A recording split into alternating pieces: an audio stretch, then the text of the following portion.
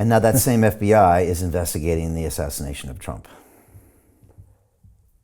Yeah, I can't tell you how little confidence I have in the FBI. When I saw Ray testifying on this, I said to myself, what the heck is he, how can we have this guy testifying?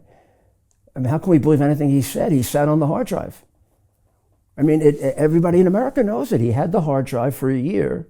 He knew it was valid, and he let allegations that it was Russian collusion affect the 2020 election. He let me get disbarred in part because of that. When in fact, I got it from a man in Delaware who's a repairman, a very honest man, and turned it over to the, I can prove all of it, turned it over to the Post, and after being castigated and prosecuted and bankrupted, I turned out to be right. Everything I've said has turned out to be right.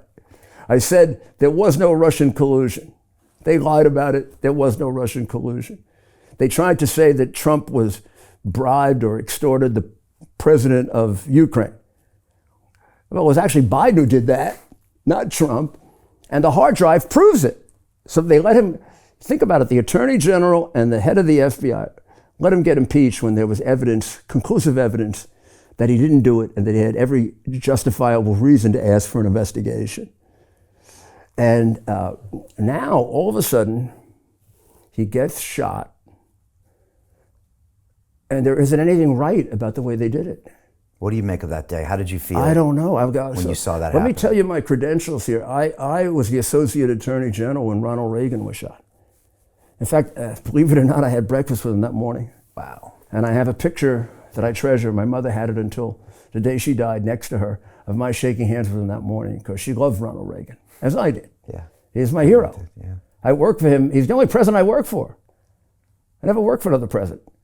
My two appointments, Senate confirmed, Ronald Reagan's name is on the top. I look at those anytime I want to feel happy. The day he was shot, I was in the White House helping to write a speech. I had to go get Hinckley, get him arrested with Judge Webster, the head of the FBI, get him arraigned in court, and then I followed the whole case and wrote up a report on the mistakes that were made. When I look back on it, those agents, it was almost perfect. They had him in that car like that. Yeah. Now, think of what happened here. It turns out now they knew for 90 minutes. First they said 57 minutes. Now it's 90 minutes. They knew they had a suspicious person. Now, I do not... Walking around with a drone and a rangefinder. Right. So now here's what you do if there's a suspicious person. You resolve it before you go ahead. And they had an eternity to resolve it. 90 minutes is an eternity in Secret Service world. They had police who identified him. It was a big crowd, but it wasn't that big a crowd. And then if you can't find him and you're not sure, you don't go ahead with the event. Then you got two areas that sit over the event. So just almost a normal rule of thumb, any jerk security guy would do this. You put people on top of both because they can see the crowd better. Forget even the sniper.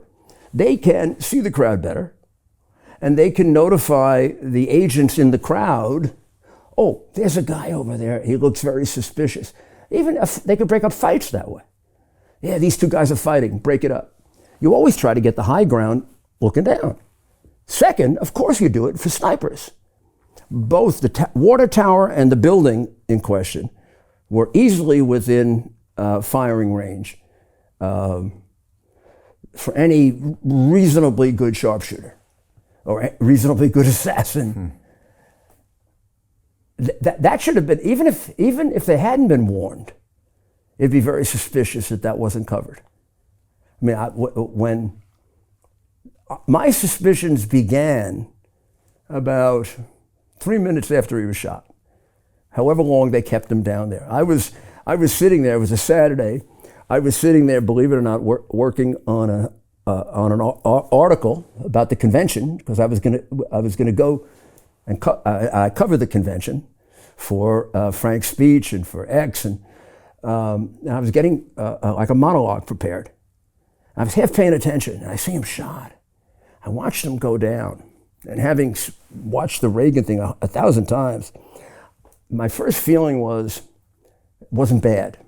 You could almost see that it was a grazing. Right. You could see the blood immediately, so you knew he was hit. But he seemed to go down, it's strange to say, in a safe way. He seemed to go down in a sort of healthy way. It didn't look like he collapsed. Now I'm waiting for him to come up. They seem to take an unduly long period. But the theory is you get him out of there, like Reagan. Yeah. Or like I saw happen with him 4 years ago in Nevada, when there was a threat that there was a gun in the audience. Someone yelled out "gun." Before I could blink an eyelash, they had tackled him like he was a football player, hurt him, got him off the stage in a blink of an eyelash, and had him in the back. He did the same thing, by the way. He wouldn't leave until he fought with them. They wanted to take him out of here. I'm not leaving until my people are safe. Wow. It almost made me cry. I wrote him a text afterwards. And he doesn't get text, so I sent it to I wish I could retrieve that. I said, Donald, because I could call him Donald then. He was my friend for 35 years. I said, Donald, now I know, and you should know, you got the balls to be president. Because he went back out. Yeah. A lot of guys that are run off, been scared out of their minds. I said, boy, so he comes up, they bring him up. The first thing I see is his face. That wasn't when he did it, they did it. And I can't tell you what I said. What the hell are you doing? Yeah. What, are you crazy that you bring him up covered? Now, he may struggle to get himself out of it, which he eventually did. That's not your fault. I mean, these guys is the president, and they're leaders. And he's going to probably eventually do something like that. But you don't bring him up that way. It's like, here, shoot him. Here's his face, see? See, in case there's another sniper, you got a nice shot at him.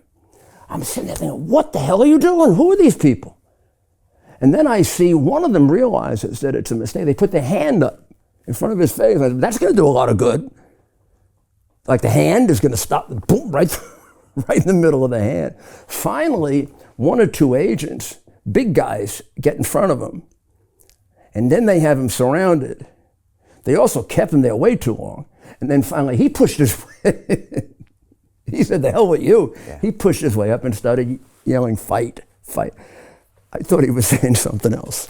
Yeah, me too. Did you do that same thing? Yeah, I saw that. Yeah. I said, maybe he can get away with it. Yeah. I was and a lot of the liberal press got annoyed that he said fight. Aggressive. Okay. Aggressive. Geez, he just tried to kill me. Did he win the election in that moment? I think so, yeah. That will ultimately be what I think he won a a big piece of history, too, in that moment. I mean, what world leader would do that?